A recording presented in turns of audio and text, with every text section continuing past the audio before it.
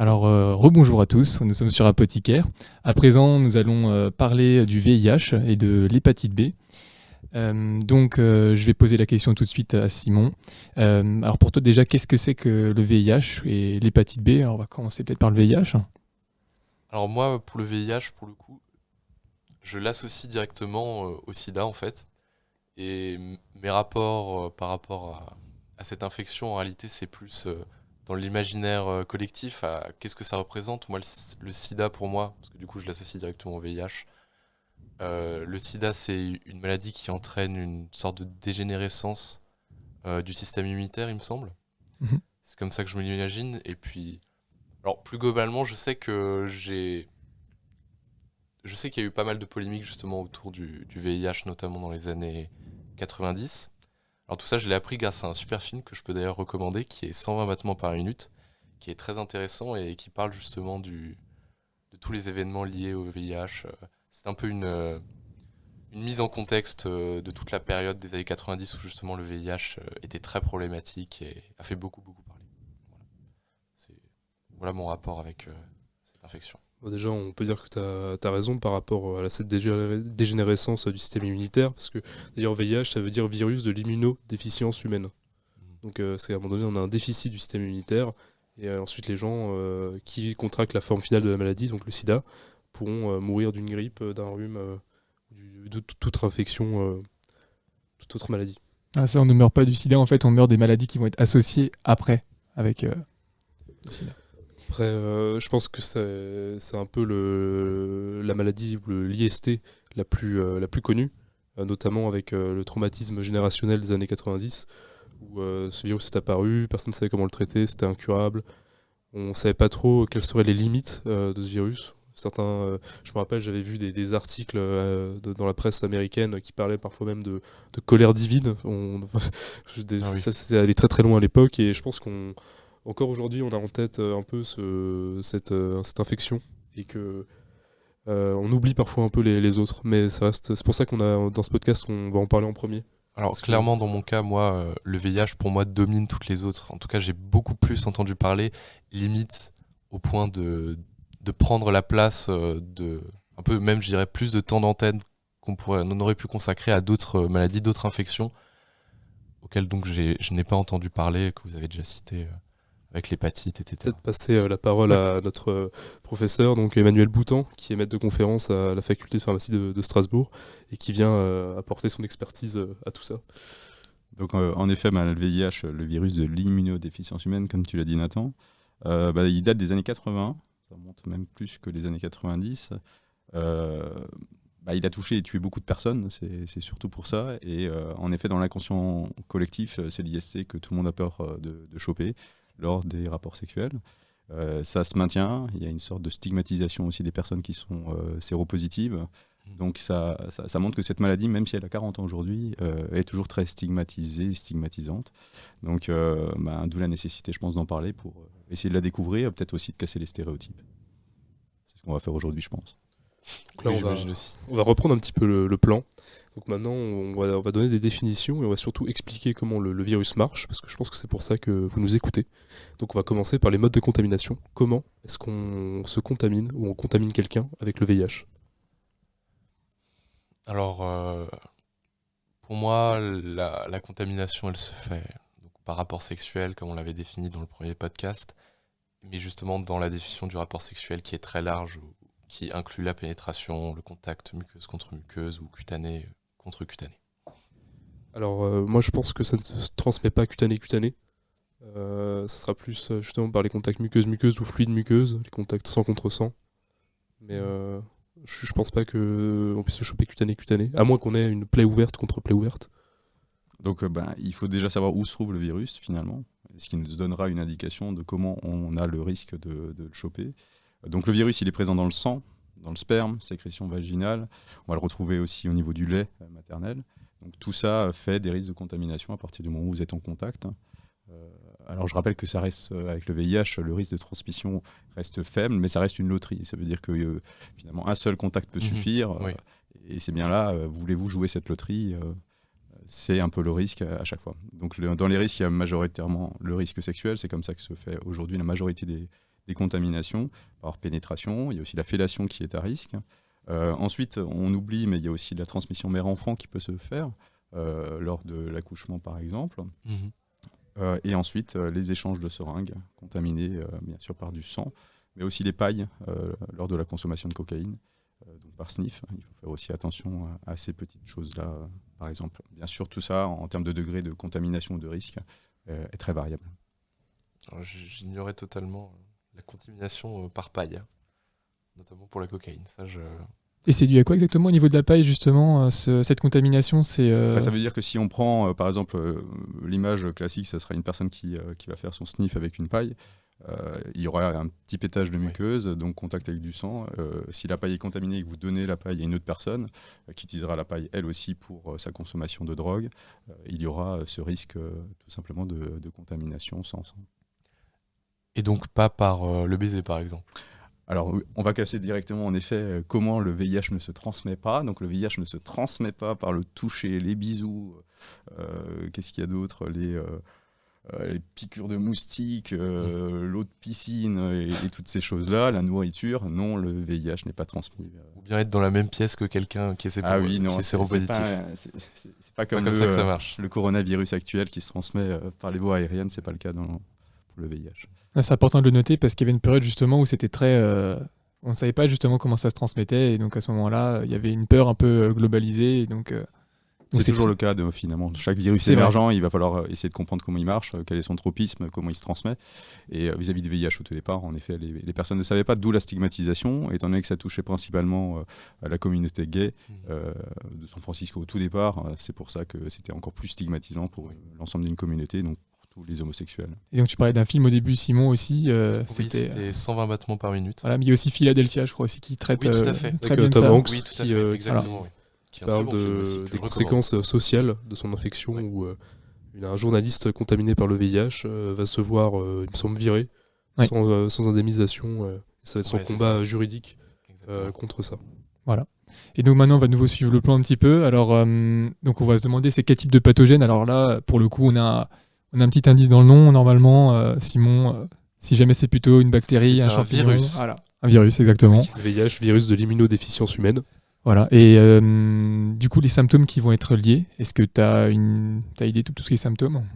Alors, je ne sais pas si ce que je vais décrire sont des symptômes cliniquement parlant, mais alors justement, ça revient à ce que je disais par rapport à la dégénérescence du système immunitaire. Et donc justement, comme toi tu le disais, Pierre, en réalité, tu meurs pas du VIH, mais tu meurs des maladies, d'autres maladies que tu as attrapées et qui, justement parce que ton système immunitaire ne fonctionne plus bien, il ne te permet plus de te protéger contre ces maladies et donc tu meurs de ces maladies. Voilà. C'est exactement ça.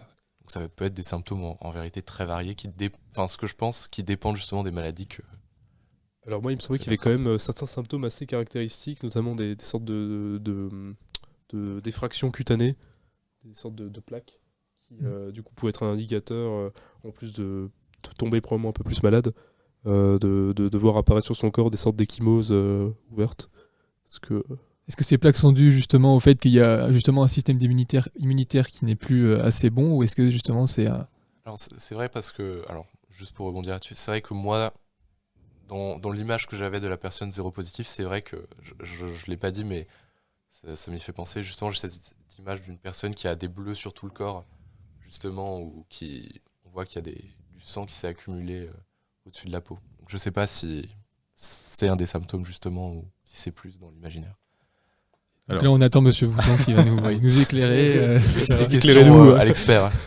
On revient exactement sur la définition de l'IST, c'est-à-dire qu'on va considérer justement le VIH comme une infection quasiment asymptomatique dans son ensemble, à part au tout début, dans la phase de primo-infection, donc qui suit le comptage, c'est-à-dire la contamination. Il va y avoir des symptômes classiques d'une pseudo-grippo, une grosse fatigue, ça peut durer un petit peu longtemps, de la pharyngite, de la fièvre.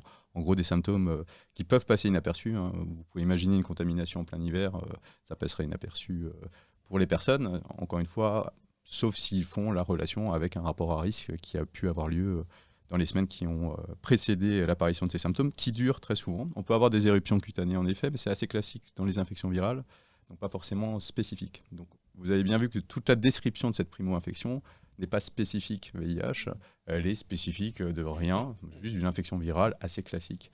Ensuite, on rentre dans une grande phase qui, si pas de traitement, pas de dépistage, on ne sait pas qu'on a le VIH, on est très asymptomatique finalement.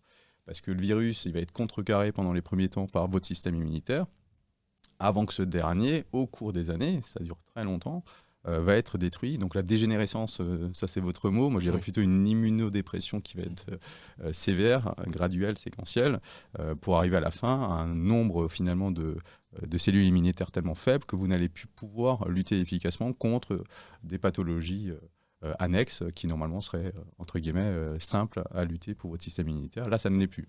Et on rentre alors dans ce qu'on appelle la phase SIDA, donc la phase de syndrome de l'immunodéficience acquise. Et donc là, cette phase, c'est la phase terminale de l'infection à VIH, symptomatique. D'accord. Ensuite, une fois qu'on est infecté, qu'on est dépisté, finalement, est-ce que c'est une infection à vie? Est-ce qu'il y a une guérison possible? Est-ce qu'on peut être immunisé contre le sida? Alors moi, il me semble que justement, pendant longtemps, on n'avait pas du tout de traitement. Du VIH, on n'avait pas de traitement. Maintenant, il me semble qu'il existe des traitements qui deviennent de plus en plus efficaces, mais des traitements qui permettent de vivre plutôt avec l'infection plutôt que la guérir. Il me semble que pour l'instant, sauf peut-être quelques pistes, mais rien de concret encore ne permettrait de guérir totalement du VIH. Moi, j'avais rien à ajouter, c'était un petit peu aussi ma vision des choses.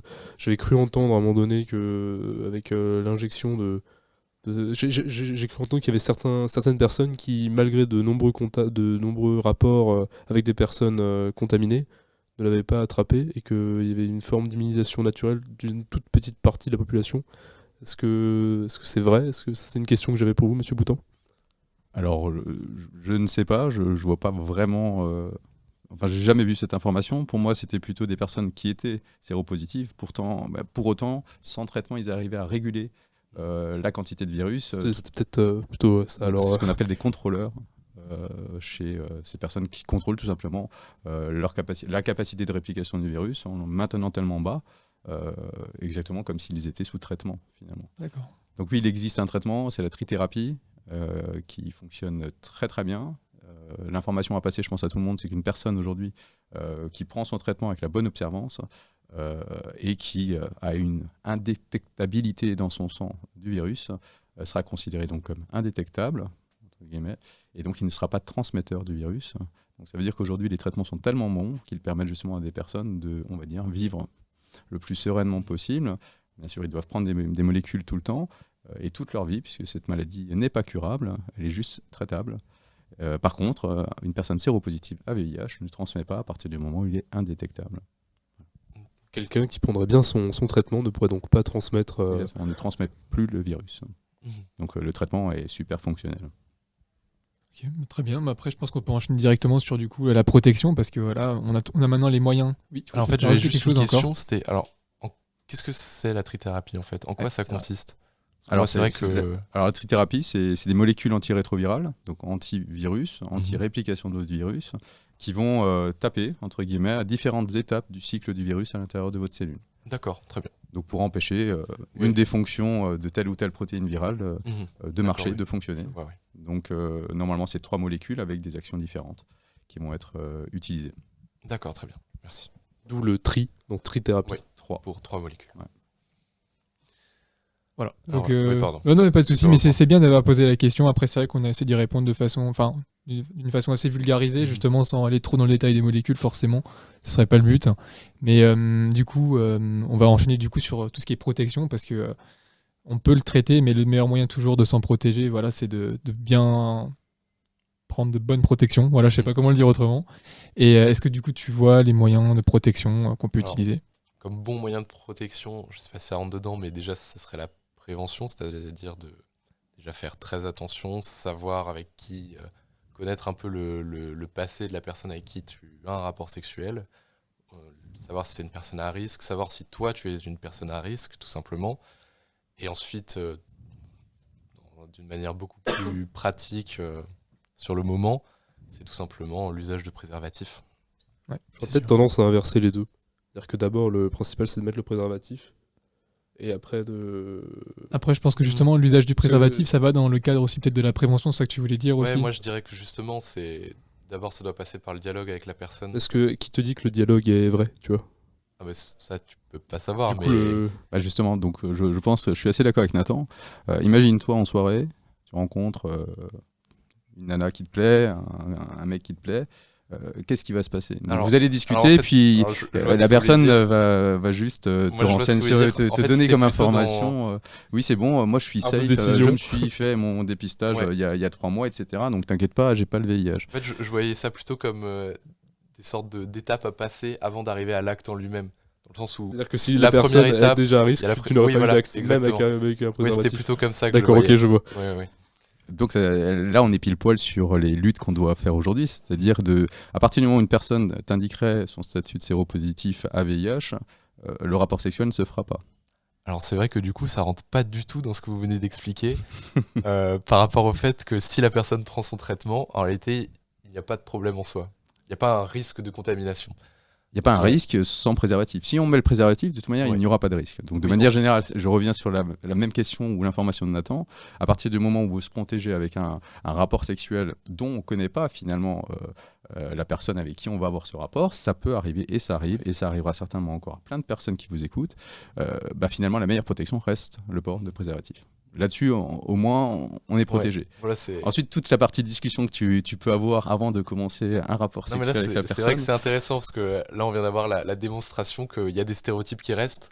Justement, avec littéralement, après l'explication, j'ai parlé de la prévention directement comme si la personne qui était séropositif et qui prenait son traitement avait justement un risque de contamination, alors que c'est pas du tout le cas. Finalement, si Donc, tu réfléchis, il vaut mieux avoir une personne. Il n'y a pas de mieux ou de moins bien, Oui. mais je te donne juste un parallèle pour lever un petit peu le système. C'est finalement une personne qui sait son statut de séro. Je suis séropositif, je suis sous traitement, je suis indétectable. Avoir un rapport sexuel avec cette personne, avec ou sans préservatif, sera sans risque vis-à-vis du Oui. VIH. C'est À vrai, l'inverse, tout à fait. avoir un rapport sexuel avec une personne qui ne connaît pas finalement son statut sérologique, finalement tu prends plus de risques. C'est Même vrai, si c'est la vrai, personne tout à te fait, racontera ce qu'elle voudra, à savoir, t'inquiète pas, moi j'ai pas le VIH. Oui, tout à fait, c'est vrai. Clairement, vous avez raison. J'aurais aimé revenir sur un peu certains mythes, enfin, certaines choses que j'ai pu entendre parfois dans mon entourage, des personnes qui pensaient par exemple que avec le retrait, que le VIH se contenait par exemple que dans le sperme, donc j'aimerais juste revenir là-dessus, que le seul moyen de se protéger quand on fait un rapport sexuel avec pénétration, c'est le préservatif, qu'il soit masculin ou féminin. Et que c'est pas parce que il n'y a pas éjaculation ou que le rapport se termine, entre guillemets, que... J'ai pas très bien compris la question. Alors en fait, dans mon entourage, j'avais des personnes, par exemple, qui pensaient que le virus se contenait, par exemple, que dans le sperme. Mhm. Et que, du coup, si tu terminais pas, ben c'était bon. D'accord, oui. Et donc... Sans éjaculation. Ouais, d'accord, je vois. donc, Alors moi, il me semble que du coup, c'est pas du tout ça, parce qu'on l'a dit tout à l'heure, c'est contenu dans le sang. Oui. Et justement c'est surtout ça le risque, c'est lié au sang, il me semble. Et c'est aussi pour ça, justement, que... Enfin, c'est l'idée que j'en ai, c'est aussi pour ça que, on va dire, la communauté gay C'était San Francisco, vous aviez dit, c'est ça? Était sujette à ça, parce que justement, il me semble que dans un rapport anal, il y a plus de risques de transmission, parce que justement, il y a plus de risques de fissures, il me semble, c'est ça? j'avais déjà entendu ça aussi. Justement, c'est une zone qui est plus vascularisée, donc il y a plus de risques de transmission, il me semble.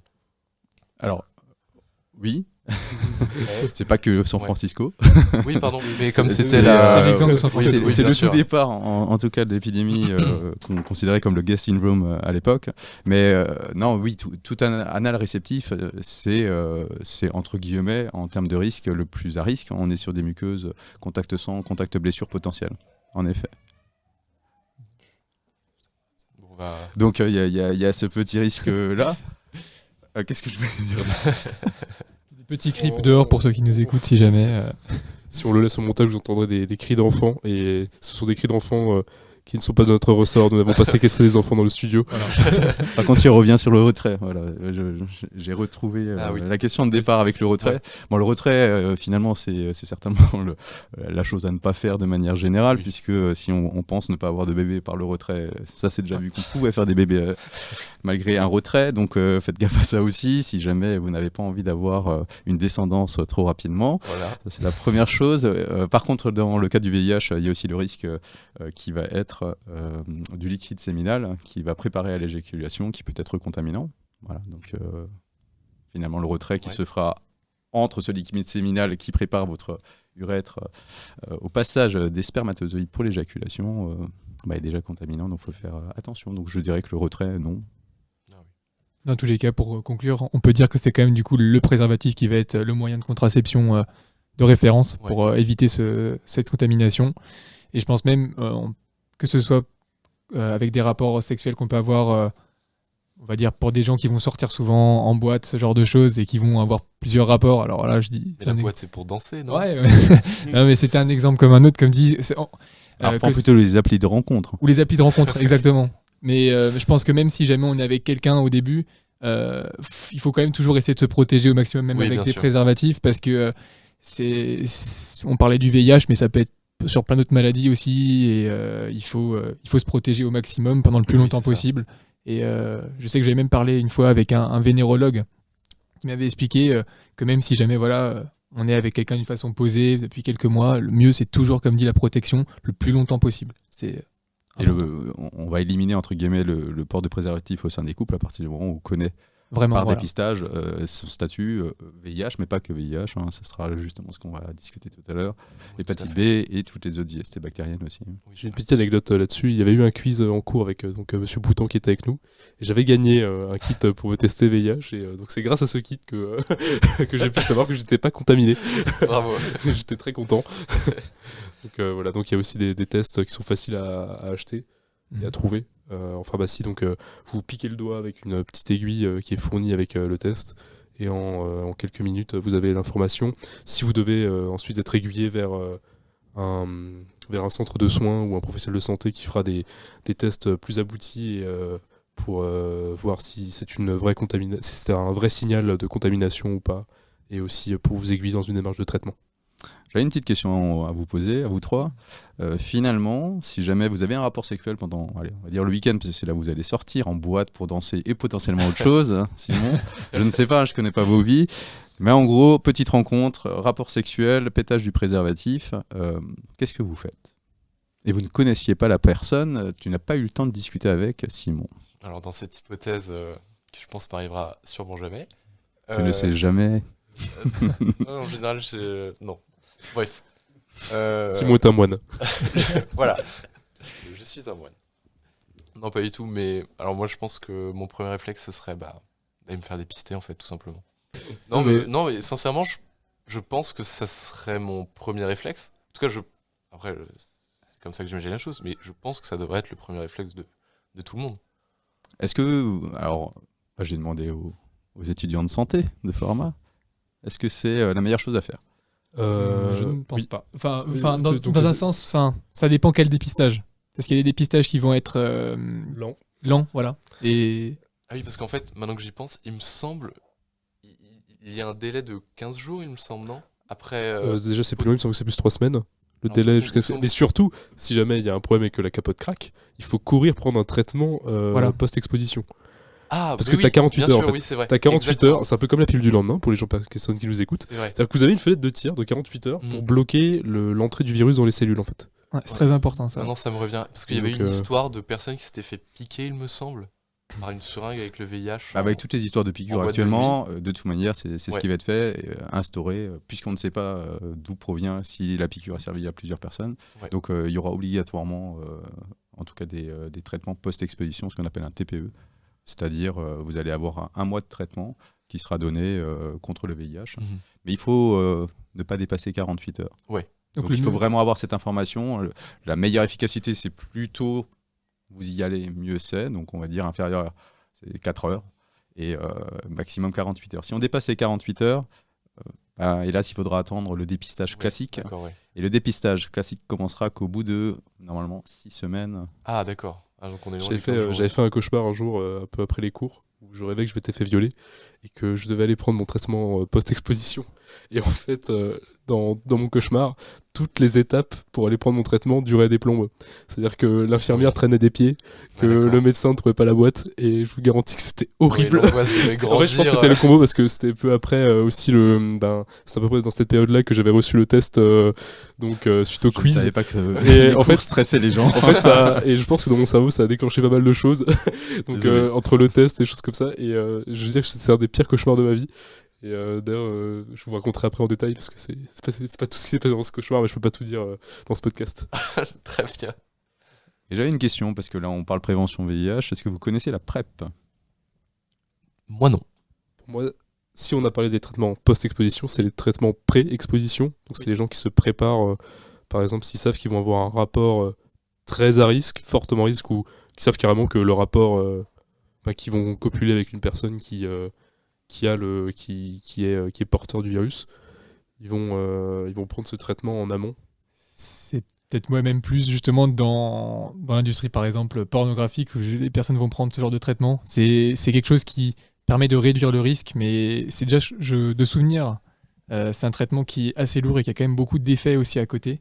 Quand on le prend, c'est pas quelque chose qui se prend comme un bonbon et au final, il y a rien. C'est vrai qu'il faut calculer les jours aussi. Ouais, aussi. Il y a une fenêtre genre, à partir du moment où on prend le traitement, il y a une fenêtre où il faut faire le rapport et après, si on sort de cette fenêtre, il me semble qu'au final, l'efficacité du traitement est pas très bonne. Je crois qu'on est dans les 60%. Je sais plus si c'est ça. Alors 60% en vie réelle, Ah, mais la vie réelle signifie les oublis et une mauvaise observance. Donc c'est plutôt ça, ou sociaux, ou ces données. Mais de manière générale, non, ça marche très très bien. C'est des molécules en gros qui sont prises par des personnes séro-négatives, donc elles n'ont pas le VIH, ils ne veulent pas avoir le VIH. Par contre, ils prennent des risques de rencontre avec le virus, donc des risques de contamination. Donc le but, c'est d'éviter cette contamination uniquement à VIH. Il faut bien comprendre que c'est juste un moyen de lutte contre le VIH. Et je dirais un moyen de protection personnelle. Donc ça veut dire, moi, je sais que je prends ma molécule, je sais que je la prends bien. Ça veut dire qu'une personne qui vous dira, moi, je suis sous PrEP, c'est bon, on peut ôter le préservatif, t'inquiète pas. Finalement, vous ne savez pas si elle la prend bien. Donc je dirais personnel. Voilà, restez là-dessus sur cette information. Et c'est prendre des molécules finalement tous les jours. À partir du moment où c'est bien classé, c'est tous les jours, à la même heure, vous allez prendre votre molécule et ça vous protégera. Ça, c'est dans le contexte de l'AMM, donc autorisation de mise sur le marché du médicament qui s'appelle le Truvada.